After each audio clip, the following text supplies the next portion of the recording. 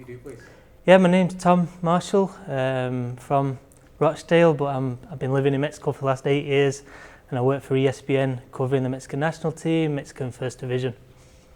And from your upbringings in Rochdale to going over there, did you find a natural shift in the football culture and the way it's played?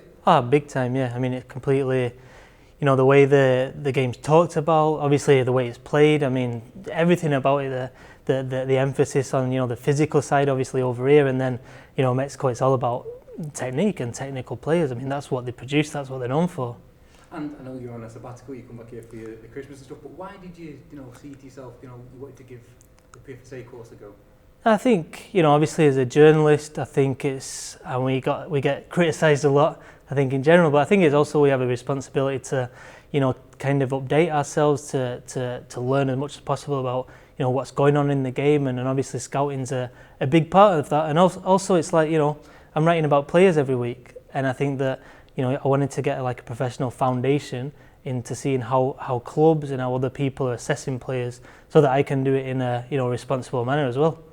And what would you say has been the biggest takeaway for you over the last few days?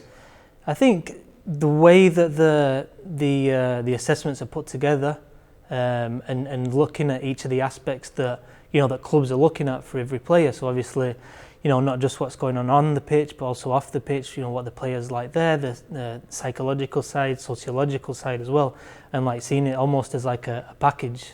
And as a journalist and obviously a student of the game, do you find it quite strange that something like the PFSA was not in place from year dot, or has not been identified as something that should have been in from the start?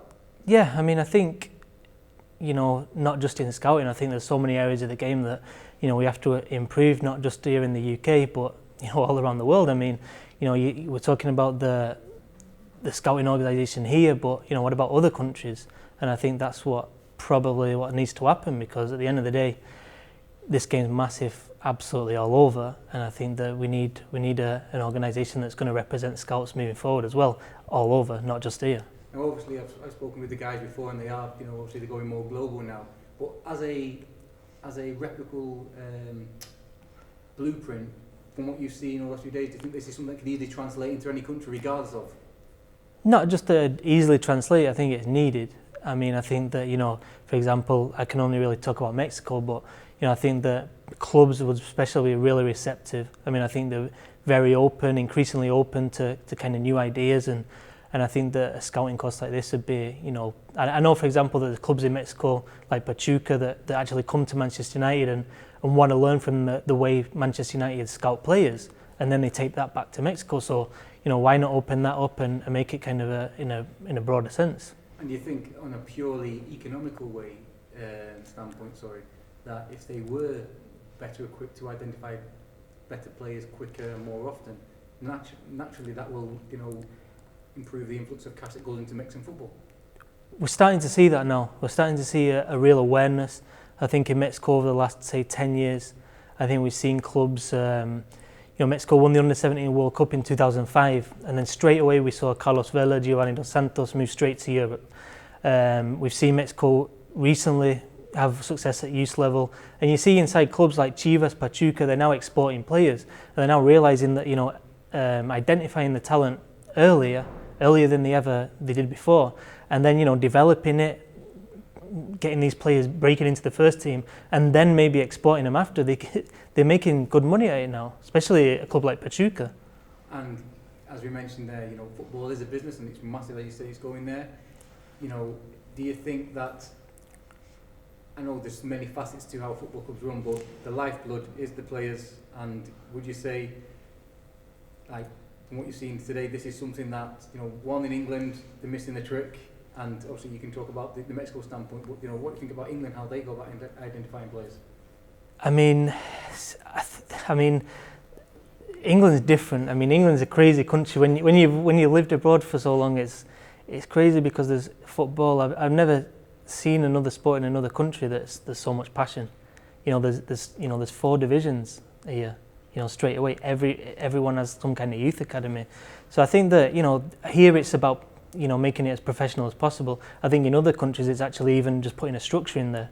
So I think I'd say that's the difference between, say, the UK and, say, Mexico, where I don't think, if you look at like youth level, talking like, you know, U15s below, I don't think there's that structure where you're identifying talent as early as they should.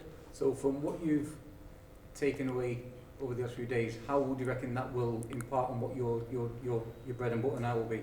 Definitely the way you look at players, the way you assess players and you know, write about players, I think there's, you know, it gives you a good foundation about to know what you're going to write about and to do it with a bit more authority. I think that's important as well, because like I said, as a journalist, it's important that we're not just putting any old rubbish out there, that we actually know what we're talking about, and especially for us that we're not ex-players. I think it's important. I think there's a responsibility there. And did any of it surprise? I know you got some good takeaways. What's been the biggest surprise of what you heard? Like for me, what Jerry said about the woman in the hand, you know, that was like a bit of a shock. Was there any bits that you were like, wow, you didn't know? I'd say the regulations. Right. Because, you know, when you lived in somewhere like Mexico for a long time, the regulations just simply aren't as strict. And it's like, you know, the way you shouldn't approach parents, for example. I think it's really important that you should, you know, it's not your job to be approaching parents after watching a game. Whereas, you know, I might not have recognised that before, because in Mexico, things like that are a lot more loose. Fair enough. Mate, absolutely brilliant. Yeah? Yeah. Cool.